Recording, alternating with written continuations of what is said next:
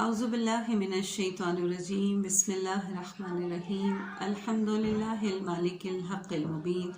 خالق السماوات والارض والصلاة والسلام علی نبی الاکرم ورسول الاعظم والسراج المنیر وبشیر ونذیر سیدنا ومولانا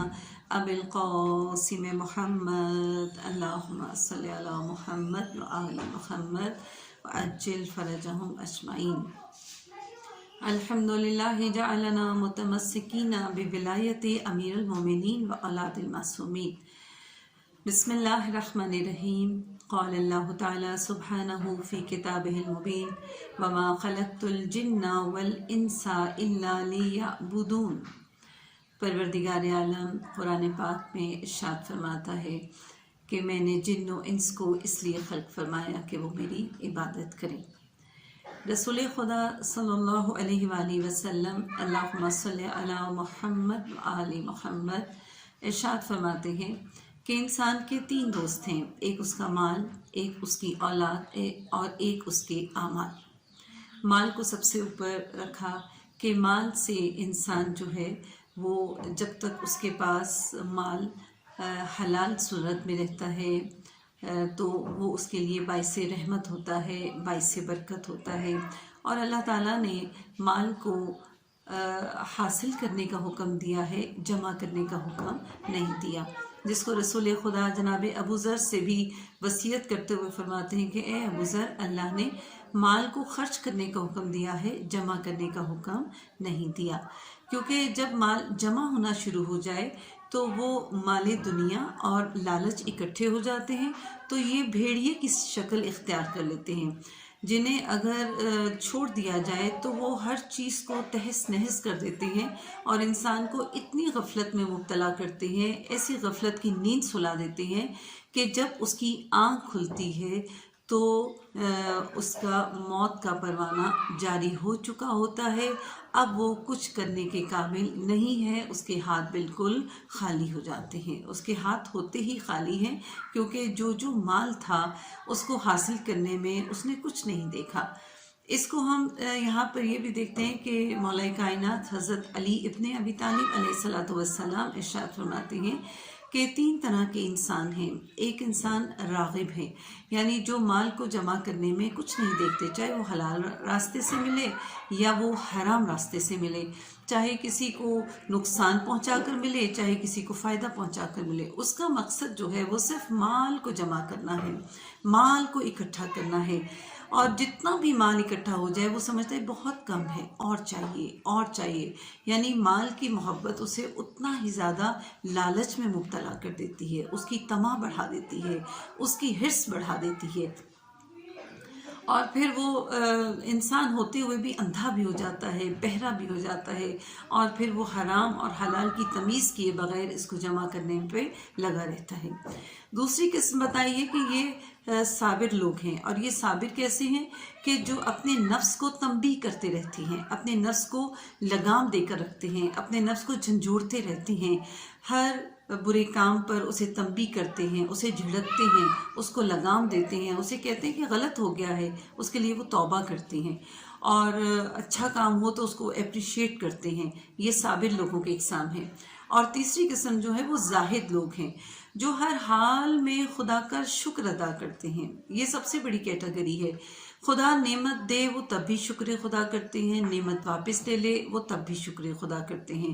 ان کو فائدہ ہو تب بھی وہ شکر خدا کرتے ہیں، انہیں نقصان ہو جائے وہ شکوہ نہیں کرتے، وہ شکایت نہیں کرتے، وہ اللہ کی مصلحت سمجھ کر اس کا بھی شکر ادا کرتے ہیں۔ تو انسان کے اندر جو مال کی محبت ہے، اگر اللہ نہ کرے وہ مال کی محبت پروان چڑھ جائے تو انسان بڑی بڑی بیماریوں میں مبتلا ہو جاتا ہے، پھر وہ تکبر بھی کرنے لگتا ہے، پھر وہ حسد بھی کرنے لگتا ہے، پھر وہ ہر طرح کا ظلم جو ہے اسے کچھ نظر نہیں آتا، کیونکہ اس کے اندر ہر چیز اس کو مال کی محبت پہ لگائے دیتی ہے۔ لیکن یہی مال جو ہے اگر وہ خدا کی راہ میں اس کو استعمال کرتا ہے تو پھر وہ بہترین عبادتوں میں افضل ترین عبادت بن جاتی ہے، جس کو ہم اس طرح دیکھتے ہیں کہ سید مہدی ہمارے بہت بڑے عالم گزرے ہیں، وہ بہت بڑے خطیب تھے، بہت بڑے استاد مانے جاتے تھے، اور جگہ جگہ مجالس پڑھا کرتے تھے. ان کے علم کی ایک بہت بڑی رونق تھی اور ایک شہرت تھی.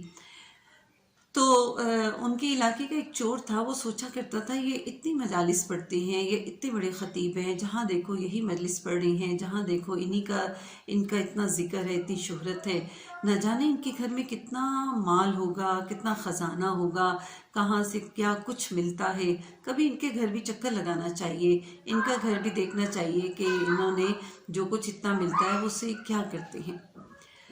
کچھ دنوں کے بعد ان کے گھر شادی کی ایک دعوت نامہ آیا، اور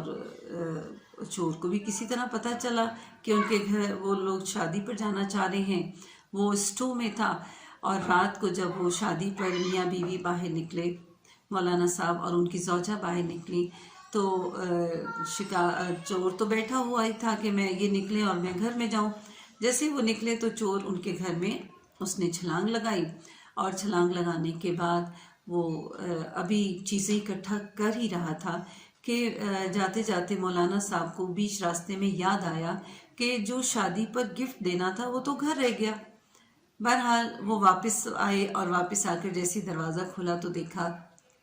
کہ ان کے کمرے میں ایک چھوٹا سا قالین بچھا ہوا تھا. چور نے اسے رول کر کے اپنے کندھے پر اٹھایا ہوا تھا. تو اس وقت میں اور آپ ہوتے تو ہم کیا کرتے، چور چور کی آوازیں لگاتے، یا ایک دم ڈر جاتے، یا ہم چیخے مارتے، کچھ بھی اس طرح کا جو انسان ایسے موقعوں پر کرتا ہے. لیکن عالم نے بہت خوبصورت انداز میں ایک اپنے اخلاقی ان کو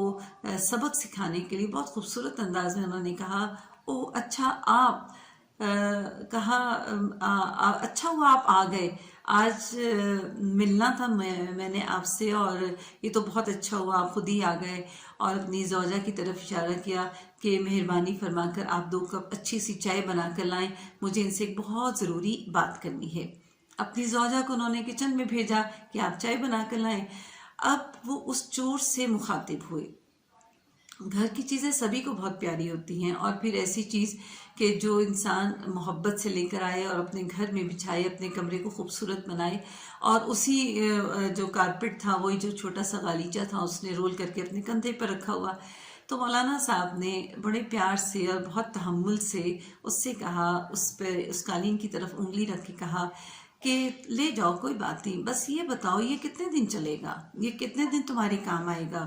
کتنے دن تم اس کے سہارے زندگی گزار سکتے ہو. ایسا کرو یہ تم لے لو، ایک دوسرا قالین اسی طرح کا ہے، وہ بھی بہت اچھا اور خوبصورت ہے، وہ میں تمہیں اپنی طرف سے دیتا ہوں. اور کیا کرو، اس کو جا کر فروخت کر دو، اس سے کوئی کام کرو، چاہے پھل ہی خرید لو، اور چھوٹا سا اس کا ایک ریڑھی پر لگاؤ، اور اگر کہیں جگہ نہیں ملتی تو میرے گھر کے سامنے تم کھڑے ہو کر اس کو بیچا کرو. خدا کے لیے حلال کماؤ اور حلال کھاؤ. بعض اوقات انسان زندگی گزارتا رہتا ہے، لیکن باتقویٰ لوگ، باعلم لوگ، باعمل لوگوں کی بات دل میں اتر جاتی ہے. یہ بات اس کے اندر تک اتری، اور جاتے جاتے مولانا صاحب نے دوسرا غالیچہ بھی اس کے کندھے پہ رکھا، کہا یہ دونوں لے جاؤ اور ان سے جا کر ان سے اپنا کوئی روزی کا بندوبست کرو. اس چور نے جا کر بازار میں گیا اور جا کر ان کو فروخت کر دیا، اور فروخت کر کے جتنے بھی پیسے ملے اس کا پھل خریدا. پھل خرید کر اس نے اپنی ہی ایک چھوٹی سی ریڑھی بنائی، اور اس پر وہ پھل رکھ کر بیچنے لگا. اور کہاں بیچنے لگا؟ اسی مولانا کے گھر کے باہر. اب ایک مہمان آئے اور وہ مولانا صاحب سے ملنے آئے، اور آنے کے بعد کہا کہ مجھے یہ پھل چاہیے. تو اس چور نے کہا کہ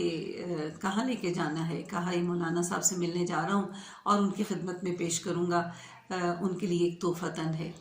تو اس چور نے بڑے اس سے کہا جو مرضی لے لو، جتنا مرضی لے لو، پیسے دو یا نہ دو، یہ مولانا صاحب کے لیے سب پھل حاضر ہیں. اس نے کہا کیوں، ایسی بھی کیا محبت ہے، کیا تم کما نہیں رہے؟ تو اس نے کہا کہ یہ مولانا صاحب نے مجھ پر اتنا بڑا احسان کیا ہے. پھر اس نے یہ سارا واقعہ سنایا اور کہا کہ اس دن کے بعد سے لے کر آج تک پھر میرے قدم چوری کی طرف نہیں بڑھے، پھر میرے ہاتھ چوری کے ارادے سے نہیں اٹھے۔ پھر میرا دل جو تھا وہ چور سے نفرت کرنے لگا، اور اس کے بعد میں نمازی بھی بن گیا، اس کے بعد میں مسجد میں بھی جاتا ہوں، اس کے بعد میں قرآن بھی پڑھتا ہوں، حلال کماتا ہوں اور حلال کھاتا ہوں۔ تو یہ مال جو ہے جب خدا کے لیے استعمال ہو، جب اس مال کو خدا کی راہ میں کسی کی اصلاح کے لیے استعمال ہو، تو پھر وہ صدقہ جاریہ بن جاتا ہے۔ تو پروردگار عالم ہمیں بھی اپنی زندگیوں میں مال سے اتنی محبت عطا فرما جو ہماری ضروریات زندگی کے لیے کافی ہوں، اور اس مال کو خدا کی راہ میں خرچ کرنے، اس کی مخلوق پر خرچ کرنے کی توفیق عطا فرما، تاکہ ہمارے لیے بھی صدقہ جاریہ ہو سکے۔ والسلام علیکم ورحمۃ اللہ وبرکاتہ۔